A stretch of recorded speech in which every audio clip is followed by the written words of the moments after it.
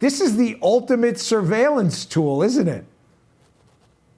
Absolutely, and anonymity isn't even the worst of our problems. The worst of our problems is the fact that it's going to be programmable. Because it is digital, it means the money can be programmed to be spent in any way in which the central bank or the government decides. So one of my particular concerns is the World Economic Forum, because they're talking about implementing a carbon allowance. Now, this means each individual will be given a certain amount of, whether it's credit or whatever it is, carbon that they are allowed to emit. And how do they implement that? Through a central bank digital currency. So if I buy too many plane tickets, or if I buy too much meat, because those things are all supposedly very bad for the environment, my money when I go to fill up my car could then be declined. So now they're literally controlling what we can and can't do with our money. It's also important to realize that the money can expire. So during times of economic uncertainty, central banks love to print lots and lots of money, which causes inflation. But we could get to a point where they say, instead of printing money, you have to spend at least 10% of your savings in the next 3 months. If you don't spend that money in the next 3 months, then that money is going to expire.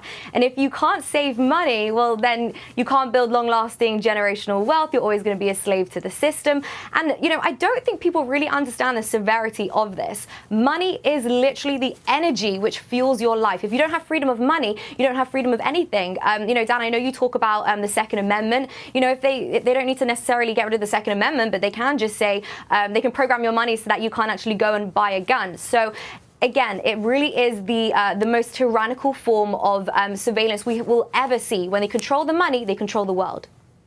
Yeah, this is why I love your podcast. I honestly think you're one of the few people that gets the threat from these digital currencies. I only got about 30 seconds left, but just quickly, the Bank of England, despite being in a massive inflationary global crisis, has decided they're going to start printing more money through a quantitative easing program. This isn't going to stop this inflation crisis. The minute the politics heat up, they just start printing again.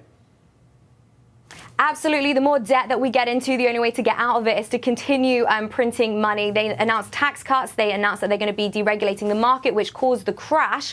And as a result, because there's no more, they're not going to be collecting as much money because of the tax cuts, they're going to have to borrow more money, more debt. How do you solve that? Printing more money and inflation. So I'm a huge advocate for Bitcoin.